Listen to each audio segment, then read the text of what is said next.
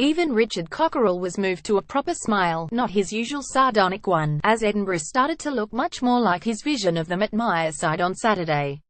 The 3,710 defeat of a decent Ospreys team, their fifth win in a row, will get expectations growing again despite the head coach sticking to his instinct to dampen them whenever possible. "We still have a long way to go," he stressed. "But I'm pleased with that performance, delighted with all the performances over the past 5 weeks. We are getting better. I was very pleased with the second half. I thought that even in the first half, once we got into our rhythm, we were playing some good stuff. We have been playing some decent rugby in the last 4 weeks, Zebra not so much, but after that we had a look at ourselves and how we wanted to play and are starting to get that growth. But for a few false starts, off the field as well as on it, Edinburgh appear to have arrived at a playing style and a confidence that can finally get the club moving forward." Cockerell's promised transformation of the club has not been as radical as many supposed, but nonetheless effective. The chief change in attitude was evident on Saturday night again. Having gone behind 103, barely getting a touch of the ball, Edinburgh fans last year would have been sighing a collective "uh-oh" in trepidation. This year, there's an assurance that the team are made of sterner stuff.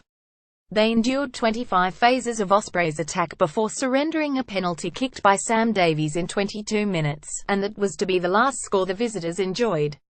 Indeed, they didn't even venture into Edinburgh's 22 for the remainder of the game. The key on Saturday was the engine room of the team and their carrying, and Edinburgh's ability to retain possession. Skipper Fraser McKenzie, Grant Gilchrist, Luke Crosby and man of the match Cornell Dupreez were simply monumental in taking the ball to the Ospreys, who found themselves defending 30-plus phases themselves and ultimately wilting in the face of the physical challenge. Edinburgh also have a spark outside the pack, with Jason Tovey enjoying playing behind a pack going forward, while 7's reclamation James Johnston and the maturing Blair Kinghorn offer a defence-breaking cutting edge. Compare them with Glasgow, who have much more flair as exhibited on Friday night against Leinster, but not the same physicality, as the second half of that match showed. On a winter's night, maybe in the 1872 Cup match at Murrayfield on Boxing Day, you might fancy Edinburgh's game plan to be the more effective. The laws as they are now, favouring the team in possession of the ball, through 20 and 30 phases if need be, might suit this Edinburgh side in the long term.